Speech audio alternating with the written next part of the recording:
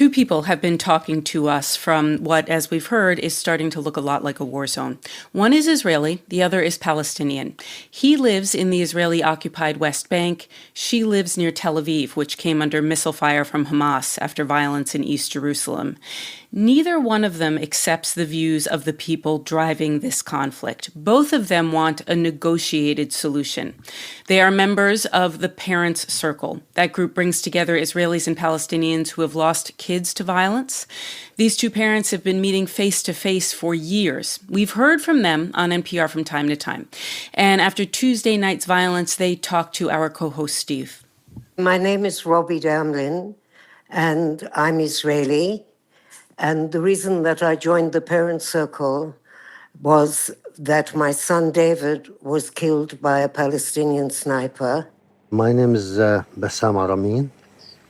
I spent 7 years in the Israeli jails when I was 17 years old. And after 2007, the 16th of January, after I lost my 10 years old daughter Abir to an Israeli border police, who shot and killed her on that day. After that, I joined the Parents Circle. Would you describe where each of you have been the last several days as violence has increased? I'm in Jericho, the West Bank, to watch all those atrocities, those sad news. It's very difficult. We are worried. We are very sad. And in fact, we claim that we know the result. We know what's going to happen in the end. Just more blood, more pain, more victims.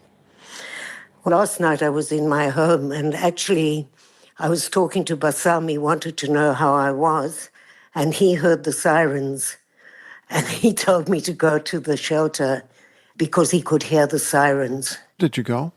I have a shelter in my house. And yes, of course, because the rockets were nonstop for hours on end.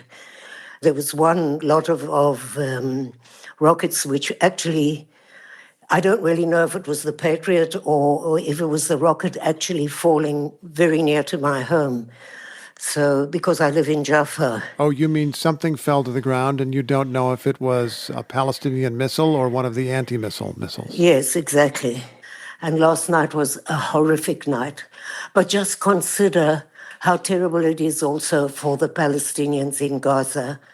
The mother there doesn't have a shelter to run to. And she doesn't know if she runs away from her home, if she will be regarded as some kind of traitor. And if she stays in her home, then perhaps she'll be bombed.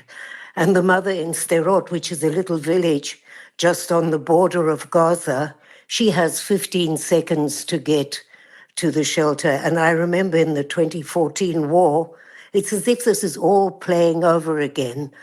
I remember this mother saying that she has 15 seconds and she has one child in a wheelchair, so she can't make up her mind who she should take to the shelter first.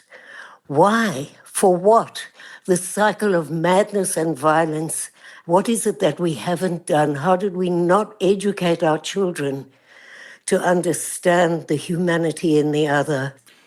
I believe you referred to the war in 2014 and that you were reminded of that time.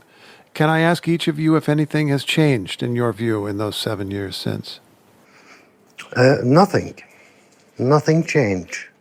As long as the occupation continue, the oppression continue.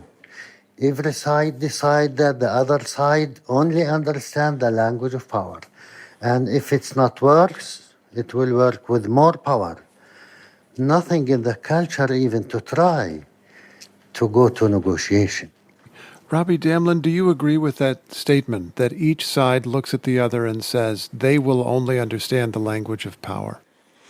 Oh, I think there's very much a mirror image between both. The Palestinians might say, oh, the Israelis don't care about their children if they die, and the Israelis would say the same thing. But I would like to refer to what you were saying about the occupation, what Bassam says about the occupation, because I'm in absolute agreement with him. And actually, if you think about it, this occupation is killing the moral fiber of Israel in many ways. We are not going to give up. We will continue to work to spread our message as long as we survive, as long as we are alive, because this is the only way, the only tool for us to try to be safe for our kids and our families and our people. Robbie Damlin and Bassam Aramin, thank you very much to both of you. Thank you. Please do. Thank you very much.